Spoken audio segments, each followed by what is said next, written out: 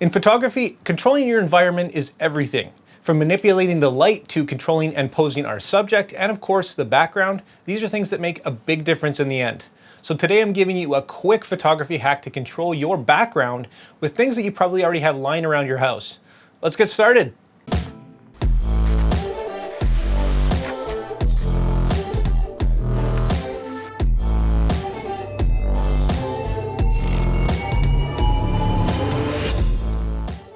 Welcome back, guys, and today we're talking about backgrounds. And you're not always going to be able to control your background, but when you do, it makes a big difference. And today I'm going to show you with just a few things lying around the house that you can manipulate your background and improve your photos in just a few minutes. If you haven't seen one of my videos before, my name's Stefan Malloch. I do a lot of photography and filmmaking, news reviews, and tutorials. So if you do enjoy this content, if you like this video, consider hitting that like and subscribe button. Anyways, let's dive in and check out what I'm talking about in terms of backgrounds. Check out this beautiful flower.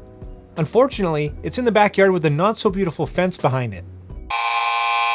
Nasty and distracting background elements can easily ruin a photo. Here's the same flower with a different background. Much better. But how did I do it? Because all of your subjects aren't portable, sometimes you have to get creative and bring the background to them. In this case, I'm using a few pieces of construction paper that I picked up at the dollar store. An easy and inexpensive prop that you can bring anywhere and get some decent results. Check it out. Use different colors to match or contrast with your subject. Get creative and experiment with different combinations, textures, and materials. The better you get it in camera, the less work you have to do in post. Take several shots and see which one you like better. In this example, we've got that nasty fence in the background again, as well as some leaves that I'm not crazy about. So instead of editing them all out in post, I'm going to use my paper again and isolate only what I want in the frame.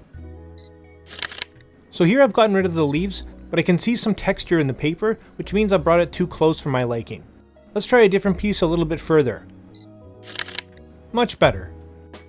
Now in a pinch, you can get away with using lots of different materials, including the clothes off your back if you needed to. Material and paper are going to be great for things like product photography, where your subject's usually not that big. Take several shots and see which one works best. Don't forget about lights either. I love using string lights, opening up my aperture to get some nice bokeh, but let me know some of your favorite creative backgrounds down in the comments. What do you think about this background? Do you know what it is? How about now? Here's my simple 2-light setup, and all I've done is take a piece of tinfoil, crinkle it up, and let the light reflect off it in the background. Here's another photo using books as a background.